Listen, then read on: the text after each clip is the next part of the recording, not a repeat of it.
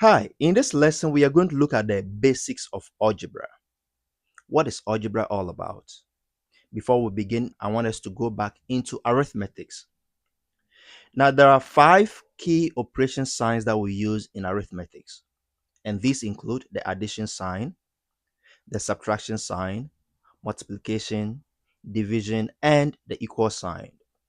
In algebra, what happens is we introduce a new variable, which we call the unknown variable. And this unknown variable can be any of the alphabets, but the one that we prefer to use the most is the variable x. So in arithmetic, we can write a question or a problem like 3 plus 4 is equal to an unknown, and then we work it out to get a value or the answer. This same problem can be written in algebra as 3 plus 4 is equal to x, where the x here represents the place value of the solution. So if I have 3 plus 4 is equal to x, I can describe this as an algebraic equation. And in every algebraic equation, there are three key parts that you need to remember. The first part is called the left-hand side, and the other part is called the right-hand side. And between them is the equal sign. In other words, we can describe this part also as the known side and the unknown side.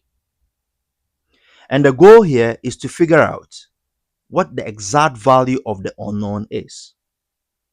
And the process of doing this is what we call solving the algebraic equation.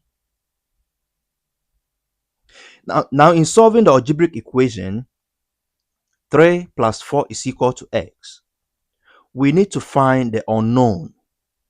So most of the time, we begin with the left-hand side, which is 3 plus 4, and that gives us 7. And that 7 is equated to the right-hand side, which is x, which represents or which can be rewritten as x is equal to 7. Now, what is algebra? How do we define algebra? One can define algebra as the branch of mathematics that uses symbols and letters to represent numbers and relationships. Great. Another key point that we need to know before we can move on is variable. What is a variable? A variable is just a symbol that stands for a number. So, the key variables that we normally use include x, y, and z. But we can use other ones as well. But these are the key ones that we normally use. Now, in solving an algebraic equation, 3 plus 4 is equal to x, we have the opportunity to rewrite this equation in so many different ways and still have the same or carry the same message. So this can be rewritten as x is equal to 3 plus 4, or x is equal to 4 plus 3, or 4 is equal to x minus 3, x minus 3 is equal to 4, 3 is equal to x minus 4, x minus 4 is equal to 3, or 3 plus 4 minus s is equal to 0. And all of them represent the same problem written in different formats. So the major task here is that in solving an algebraic problem or equation, you are given a complex problem and you are supposed to find ways and methods to simplify everything to get the simplest form of the problem. There are some important rules that we need to remember anytime we are solving algebraic equations. Now, in a single or in a given algebraic equation, the solution that we get should take only one value for x. So x, for example, s can be 10 in a specific problem, or s can be 2 in a given problem.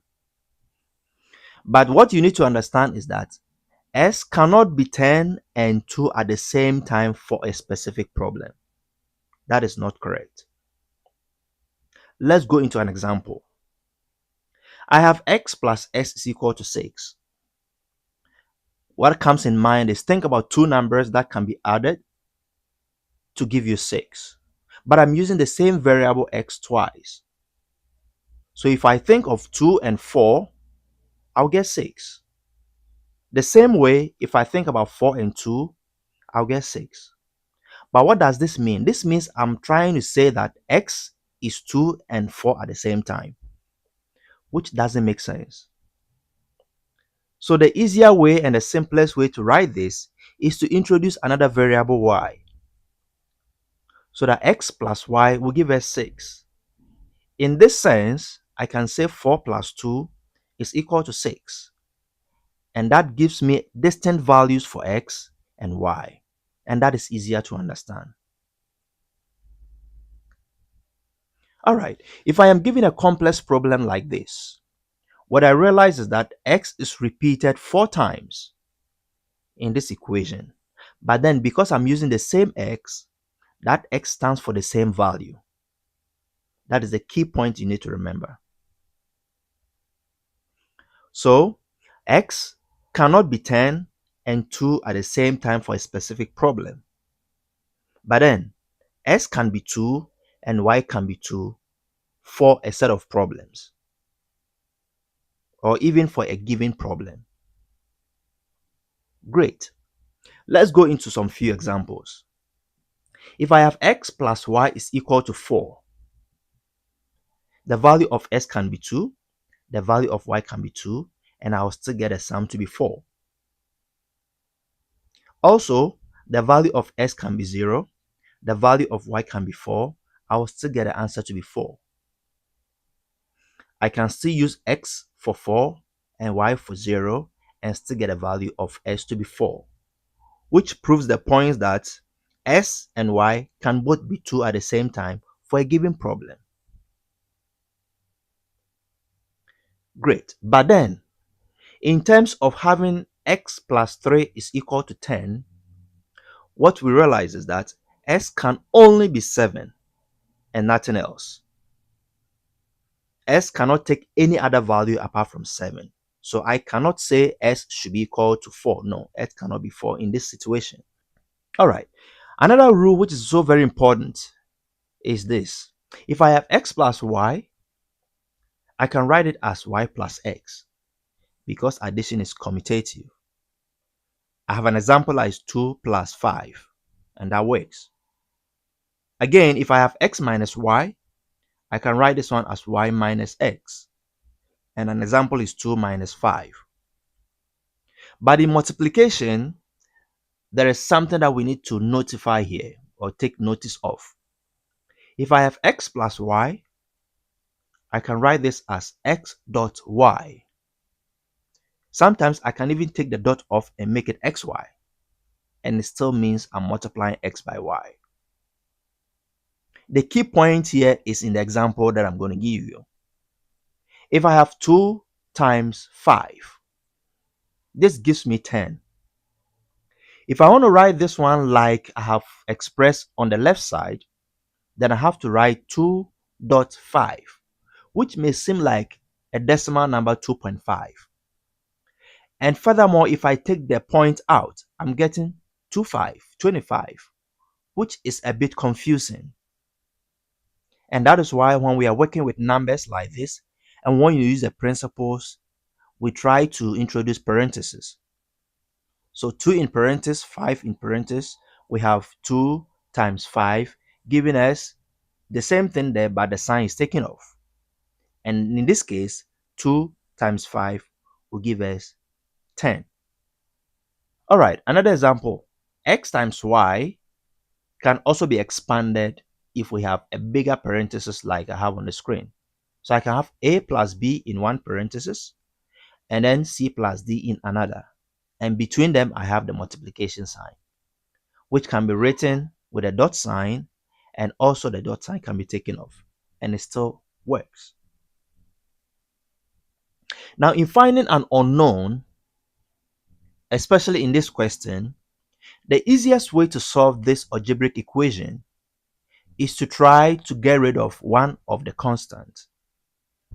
So we can write this as x plus 5, and introduce the negative of the number 5 just to make sure that the 5 tends to 0. And true, if the 5 minus 5 gives us 0, we're going to have x at the left hand side being equal to 7 at the right hand side. And that is all. But there's one thing that I love to do to make sure my solution is correct.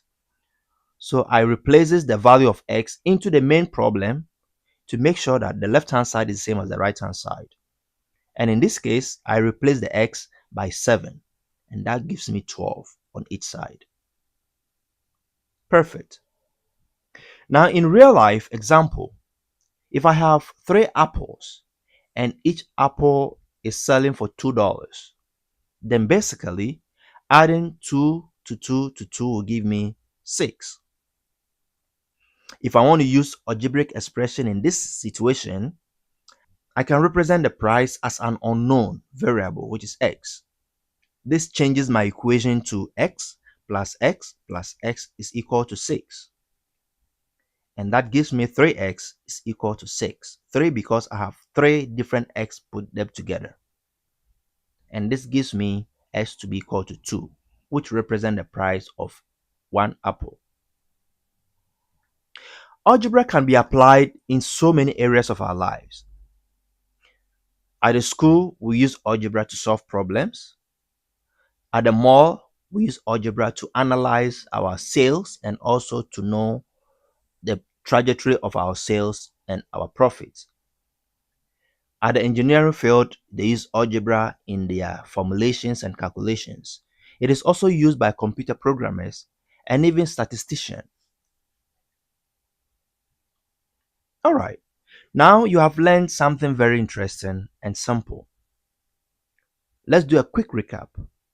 What we have learned today is algebra uses letters. These letters are variables, and these variables represent numbers. Algebra also solves unknown values. Algebra describes relationships that exist between numbers and variables. Algebras appear everywhere.